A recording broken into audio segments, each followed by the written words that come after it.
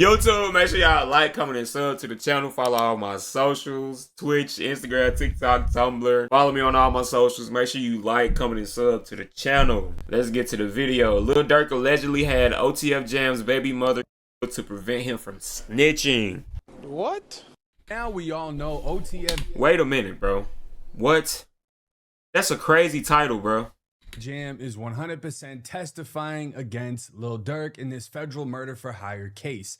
And this is major because I didn't even know about this situation, though. OTF Jam was allegedly one of Durk's hitmen, catching multiple bodies. Durk gave him $50,000 when he got out of jail. Dude was bad. They allegedly had to pull him into a room and tell him, stop committing so many murders because you're going to put the feds on us. Well, academics just dove into a whole nother conspiracy theory as to the actual reason why OTF Jam is testifying against Durk. I have now officially made a gaming channel, so all my gaming content is going to be, I have no subs, but you know what I'm saying, about to gain some soon. Oh, well, yeah, I got one sub, that's me. The new gaming channel is Babymother Devin Gaming, you know what I'm saying. Make sure y'all follow me on this channel right here, Babymother Devin Gaming. All the old videos are there. I'm in the process of moving everything over, but yeah, go sub up over there. What? A few months ago, I realized seeing auto options go over to small units. We're gonna be I didn't hear about this situation. Now this is crazy. Looking at Lil Durk giving OTF Jam $50,000. This is just a clip from one of Axe Lives. Steady crying, huh? He's steady crying. You actually see Durk give him the money. Feed him. Get him milk, bro. Get him milk so baby mama get the tripping, bro. See that? Feed for my him. baby steady. Now, you gotta listen very carefully here, chat. Listen very, very carefully. Bro, this is so crazy, bro. It's like history repeating itself because this academics blew up off of Chicago violence, bro. What did Durk just say? Get him milk, bro. Get him milk so baby mama get the tripping, bro. See that? For my baby. Basically, he says, yo, you better hold this before your baby. Before your baby mama get to tripping. Now you actually see Durk handing him, you know, stacks of 20s equaling out to $50,000. But he mentions his baby mama. You better hold on to that before your baby mama get to tripping. And the baby mama route takes a very dark turn. Now in another clip, Ack reveals and leaked Durk phone call. Durk was bragging about not paying OTF Jam for multiple murders. In 2022, Durk and this guy's phone call comes out. Boona is telling Durk that OTF Jam is a little bit tight. He's tight because he's allegedly doing these murders, and after that 50K, looked like the 50K was a subscription package. After you get the 50, all right, nigga, kill like 10 people. Now, basically, Jam is starting to complain, like he wants some bread. And this is where Boona tells Durk over the phone, and Durk reacts. Listen. I called John, I talked to John like yesterday. I said, wow. He said, man, that nigga, they was scared anyway. I said, they ain't getting nothing. He said, hell nah, I ain't feel right. He's looking at me like I ain't feel right anyway. I said, yeah. He's like, nah, I ain't fucking with nothing, but I just did something that's gonna piss them off. Yeah. You literally hear Boona say, I talked to Jam. Jam said niggas was scared. Maybe he's talking about a drill or a hit he went on. And he says, yo, did you get paid for it? He said, man, them niggas ain't give me nothing. He's feeling What? Bro. They breaking it down, chat.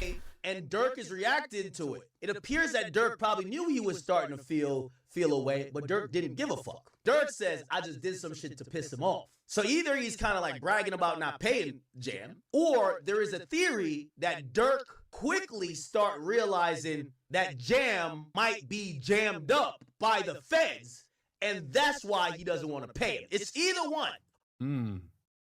I mean, looking at it like that, if you think somebody's already been picked up, yeah, you're not going to fuck with them at all. You got to cut off all contact and communication. But on the other end of that, the audacity to not pay somebody who is a stone cold killer, right?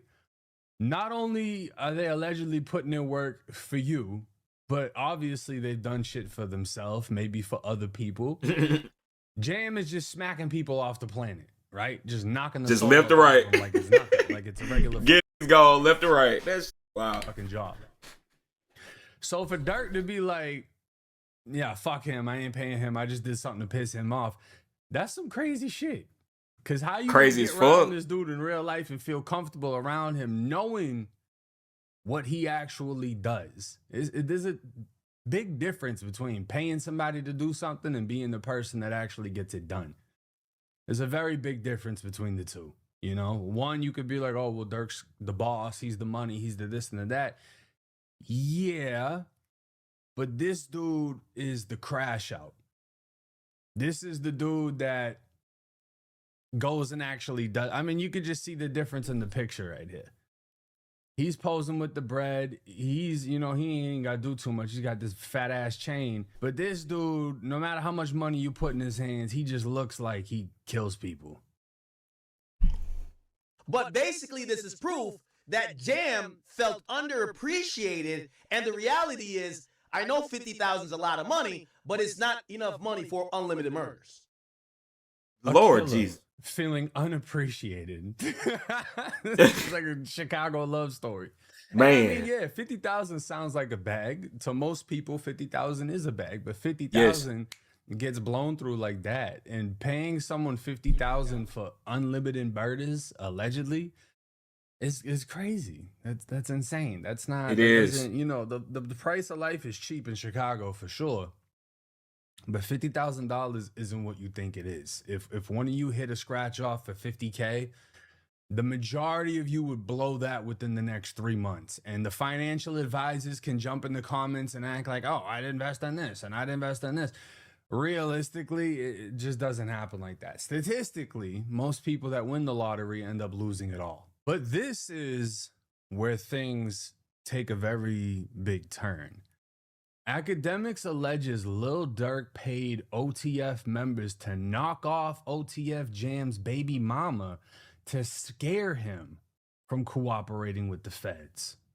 He starts working, and at that point, Jam, after getting no support from Durk, no payments from Durk, supposedly starts working with the government. They lock him up, and then he disappears into the system, which is when he officially starts cooperating. Jam didn't fully already start to testify, but he was moving weird. Durk is hearing about how he was complaining. It's sounding a little spooky. What happens after is OTF Jam baby mama gets killed, allegedly to scare him to not cooperate. They clap his baby moms. This should sound like a movie, Jack. Bro, what? That really sounds like a movie. What? This would be some crazy shit. Because No, this sound kind of crazy. I don't know. I don't know if there's any truth to this. I don't know, man. They trying to throw shit on Durk now, but we don't know. We don't know. You know, we just covered 6ix9ine going at Lil Durk, and everyone looked at 6ix9ine like you had no reason to snitch, da-da-da-da-da. And 6ix9ine is saying, why would I be loyal to people that kidnapped me, robbed me, you know, hooked up with my baby mama? Yeah. All this crazy shit, right? Shit that your friends wouldn't do. A lot of people agreed with that. Like, yeah, that ain't, you know what I'm saying? Them clearly ain't your homies. And then other people were like, man, that's regular shit. Your baby mama fucked off, whatever. Motherfuckers fell. 6ix9ine getting the last laugh for sure, bro. But my thing is, bro, don't put yourself in the streets, bro. You have a choice, bro. I think 6ix9ine did that shit for like views, you know what I'm saying, more clicks, you know, try to promote like the gangs and shit like that, you know what I'm saying? That was smart, but just don't put yourself in the streets, bro. Don't put yourself in the streets, bro. All you gotta do is just stay down, bro. Just stay down, bro. That's all you gotta do. Felt like you was moving weird, so they try to get at you. You was supposed to get back at them. 6ix9ine had a point. Yeah, that's why I said 6ix9ine definitely he got the last laugh for sure. Whatever, right? But that's why everyone got on him, and that was what he said was his reason for cooperating. I'm not going to be loyal and sit down for 20-something years for people who clearly weren't loyal to me. Well, look at this situation. If this is true, Lil Durk allegedly felt like Jam was cooperating and got his baby mama killed. 6ix9ine's baby mama allegedly got hit. Yes. They actually did a hit on Jam's baby mama, Yeah. allegedly. I Allegedly. will say this: there's not much linking Durk to the murder of his baby moms. His baby moms, I believe, was a male woman, and she got killed. And they did arrest somebody for the murder, but it was a 15-year-old, and there was no clear ties to Durk. You know, this quote unquote streets in the narrative was saying that was a way to try to warn or scare Jam about snitching.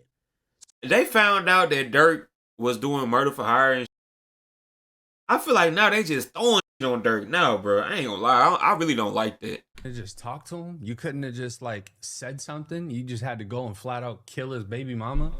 That's a crazy accusation right there. That right there.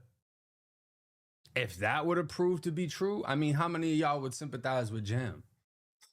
If someone went and killed your baby mama because they thought you were gonna snitch, not you, which doesn't even make any fucking sense. Why not just hit Jam if that's the case? But not that. They're gonna keep the killer, but they're just gonna make the killer even madder because they're gonna knock his baby mama off and then be like, yeah, you better not. Damn. You better not. And it's like, what? But at the same time, like, how are we saying that Durk did this though? If Jam was a stone cold killer before he got locked up, like, you don't think that's get back for when he got out of jail or whenever the situation happened, bro? Just know they said Jam was a cold blooded.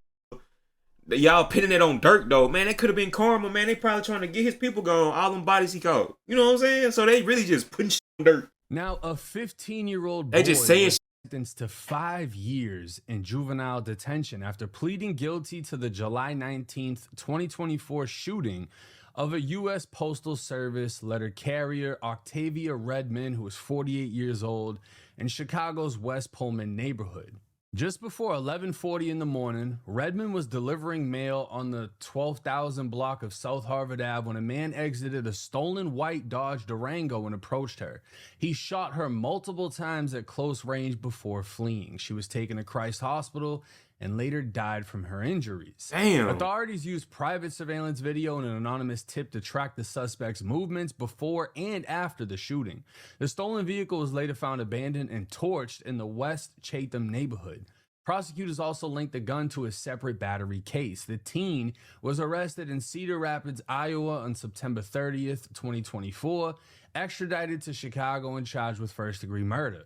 On July 1st, 2026, Cook County Judge Sanju Uman Green sentenced the juvenile to 5 years in the Illinois Department of Juvenile Justice after he pleaded guilty to first-degree murder.